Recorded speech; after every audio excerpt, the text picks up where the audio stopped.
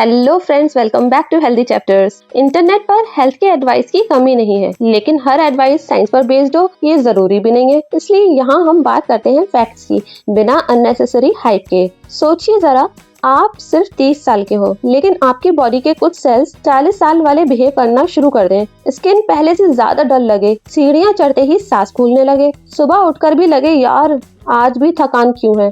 और सबसे अजीब बात, ब्लड टेस्ट भी नॉर्मल। अब सवाल ये है, आखिर बॉडी के अंदर चल क्या रहा है? फ्रेंड्स, हो सकता है इसका जवाब एक ऐसा दुश्मन हो जो ना दिखाई देता है, ना दर्द करता है, ना अलार्म बजता है, लेकिन धीरे धीरे बॉडी को अंदर ही अंदर डैमेज करता रहता है। इसका नाम है साइलेंट इन्फ्लेमेशन। इन्फ्लेमेशन सुनते ही दिमाग में क्या आता है? लालपन, सूजन या दर्द। और ये सोचना गलत भी नहीं है, लेकिन यहीं से कहानी इंटरेस्टिंग हो जाती है, क्योंकि हर इन्फ्लेमेशन बुरी भी नहीं होती। सोचिए फ्रेंड्स, कल को गलती से सब्जी काटते वक्त उंगली कट गई, थोड़ी देर बाद वही जगह लाल भी हो गई, हल्का दर्द हुआ, थोड़ी स्वेलिंग भी आ गई। हम तुरंत बोलते हैं अरे इन्फेक्शन हो गया क्या? बॉडी बोलती है रिलैक्स, रिपेयर वर्क चल रहा है। बिल्कुल वैसे ही जैसे रोड टूट जाए और अगले दिन वर्कर्स आकर उसे ठीक करने लगते हैं।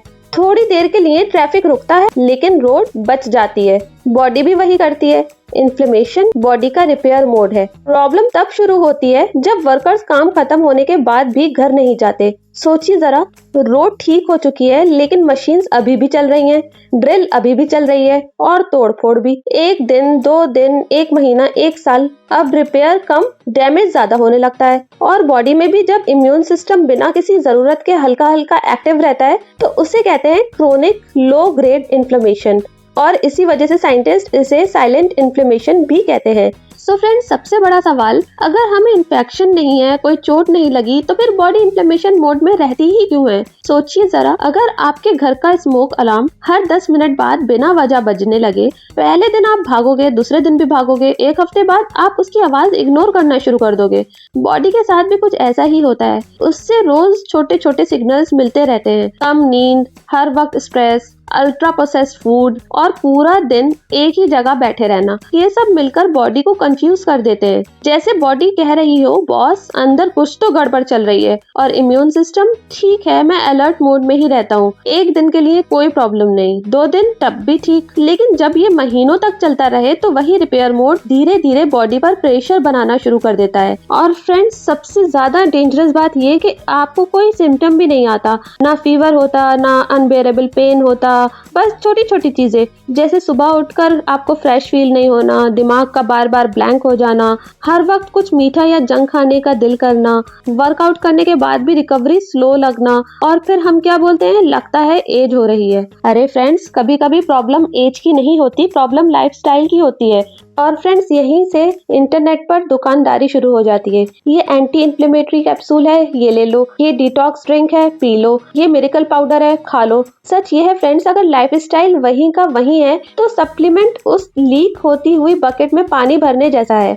थोड़ी देर के लिए फर्क दिखेगा फ्रेंड्स, लेकिन असली प्रॉब्लम वहीं की वहीं रहेगी। अब फ्रेंड्स, सवाल ये उठता है, क्या साइलेंट इन्फ्लेमेशन वाकई हमें जल्दी बूढ़ा बना सकती है? आप सोचिए जरा, आपके घर की दीवार पर एक बहुत छोटी सी क्रैक आ जाए, इतनी छोटी कि पहले दिन नोटिस भी ना हो। आप सोचो, छोड़ो इतनी सी ही तो है, 1 साल बाद वही क्रैक थोड़ी और बड़ी हो गई, 2 साल बाद पेंट उतरना शुरू हो गया और एक दिन पूरी दीवार कमजोर हो गई। बॉडी भी कुछ ऐसे ही काम करती है। साइलेंट इन्फ्लेमेशन एक दिन में डैमेज नहीं करती, ये स्लो मोशन में काम करती है और इसीलिए ये इतनी डेंजरस है। अब सवाल ये एजिंग से जुड़ी कैसे है? हमारी बॉडी में हर सेकंड लाखों सेल्स पुराने होते हैं और नए सेल्स बनते हैं। ये बिल्कुल नॉर्मल प्रोसेस है। लेकिन जब इन्फ्लेमेशन लंबे टाइम तक बनी रहती है, तो बॉडी को रिपेयर से ज्यादा डैमेज कंट्रोल में एनर्जी लगानी पड़ती है। अब इसका रिजल्ट ये होता है कि स्किन उतनी फ्रेश नहीं लगती, रिकवरी स्लो हो जाती है और धीरे धीरे कुछ क्रोनिक डिसीजेस का रिस्क भी बढ़ सकता है। इसीलिए साइंटिस्ट क्रोनिक इन्फ्लेमेशन को इन्फ्लेमेजिंग भी कहते हैं, यानी इन्फ्लेमेशन प्लस एजिंग इन्फ्लेमेजिंग। नाम थोड़ा फनी लगता है, लेकिन कॉन्सेप्ट बिल्कुल सीरियस है। और फ्रेंड्स, इसका मतलब ये बिल्कुल नहीं कि अगर आपको इन्फ्लेमेशन है तो कल सुबह रिंकल्स डबल हो जाएंगी। बॉडी नेटफ्लिक्स का 2x स्पीड बटन यूज नहीं करती, ये प्रोसेस सालों में होता है और इसी वजह से लोगों को पता भी नहीं चलता। और यही लोग एक और गलती कर देते हैं। इंस्टाग्राम पर कोई बोलता है एंटी इन्फ्लेमेटरी जूस, कोई बोलता है 7 दिन में इन्फ्लेमेशन खत्म। अरे भाई, अगर सालों में प्रॉब्लम बनी है तो 7 दिन में मैजिक कैसे हो जाएगा? बॉडी अमेज़न प्राइम नहीं है कि नेक्स्ट डे रिकवरी मिल जाए। साइंस बोरिंग लग सकती है, लेकिन एक बात हमेशा याद रखिएगा, बॉडी शॉर्टकट से इम्प्रेस नहीं होती, कंसिस्टेंसी से होती है। और अच्छी बात यह है कि साइलेंट इन्फ्लेमेशन को काम करने के लिए आपको 15 सप्लीमेंट्स नहीं चाहिए फ्रेंड्स, आपको सिर्फ कुछ आदतें बदलनी होंगी। तो अगर आप सोच रहे हैं ठीक है प्रॉब्लम समझ आ गई, अब क्या? तो सबसे पहले डिटॉक्स टी का एड स्किप कीजिए, क्योंकि बॉडी में डिटॉक्स का डिपार्टमेंट पहले से ही है। उसका नाम है लीवर और किडनीज। अगर ये हेल्दी हैं तो इंस्टाग्राम वाली 999 की डिटॉक्स बॉटल की जॉब वैसे ही चली गई। अब असली काम शुरू होता है। Number 1, sleep. सोचिए फ्रेंड्स, अगर आप रोज ऑफिस जाओ लेकिन कभी घर ही ना आओ तो कितने दिन काम कर पाओगे? बॉडी भी पूरा दिन काम करती है। रिपेयर का सबसे बड़ा काम रात को सोते वक्त मिलता है, और हम क्या करते हैं? बस एक और एपिसोड, बस 10 मिनट और रील्स के 10 मिनट इतने टैलेंटेड होते हैं कि कब 1 घंटा बन जाए पता ही नहीं चलता। Number 2, food. इन्फ्लेमेशन का मतलब ये नहीं कि आप कभी पिज्जा या मिठाई खा ही नहीं सकते। बॉडी इतनी भी स्ट्रिक्ट टीचर नहीं है। प्रॉब्लम तब होती है जब जंक फूड स्पेशल ओकेजन से निकलकर डेली रूटीन में बन जाता है। साइंस हमें बताती है कि फ्रूट्स, वेजिटेबल्स, पल्सेस, नट्स और हेल्दी फैट से भरपूर डाइट बॉडी के लिए बेनिफिशियल हो सकती है और ओवरऑल इन्फ्लेमेशन को सपोर्ट करने वाले लाइफस्टाइल का हिस्सा बन सकती है। मतलब फ्रेंड्स, 80% आप बॉडी का साथ दीजिए, फिर 20% बॉडी हमारा मूड भी समझ लेगी।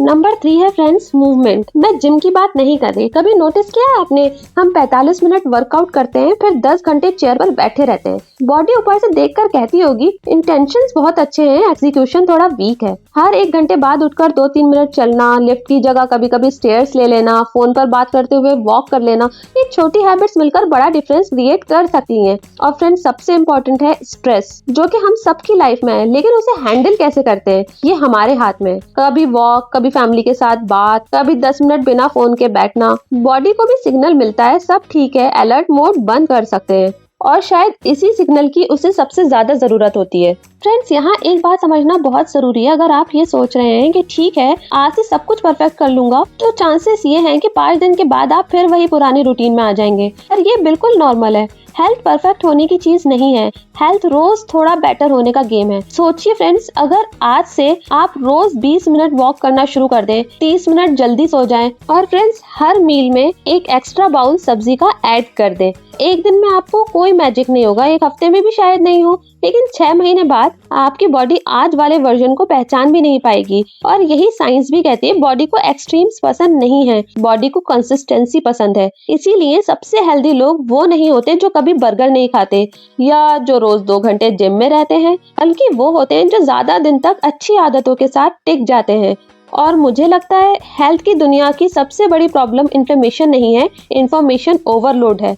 एक बंदा बोलता है कार्ब्स मत खाओ, दूसरा बंदा बोलता है फैट मत खाओ, तीसरा बोलता है इंटरमिटेंट फास्टिंग ही सब कुछ है, और बेचारा इंसान खाना कम, कंफ्यूज ज्यादा हो जाता है। इसीलिए अगर आज की पूरी वीडियो से सिर्फ एक बात याद रखनी हो तो ये याद रखिए कि साइलेंट इन्फ्लेमेशन एक दिन में शुरू नहीं होती और एक दिन में खत्म भी नहीं होती। ये रोज रोज की छोटी छोटी आदतों का रिजल्ट होती है, और वही छोटी आदतें इसे धीरे धीरे कम भी कर सकती हैं। तो आज घर जाकर अपने आप से सिर्फ एक सवाल पूछिएगा, मेरी कौन सी एक डेली की हैबिट है जो मेरी बॉडी के अगेंस्ट काम कर रही है, और उस हैबिट को बदल दीजिए। हो सकता है आपकी बॉडी इसी बात का इंतजार कर रही हो। अगर आज की वीडियो से कुछ नया सीखने को मिला हो तो वीडियो को लाइक करिए, हेल्दी चैप्टर को सब्सक्राइब करिए, क्योंकि यहाँ हम हेल्थ की बातें करते हैं साइंस के साथ, बिना अननेसेसरी हाइप के। मिलते हैं अगली वीडियो में, तब तक अपना ख्याल रखिए, हेल्दी रहिए, बाय बाय।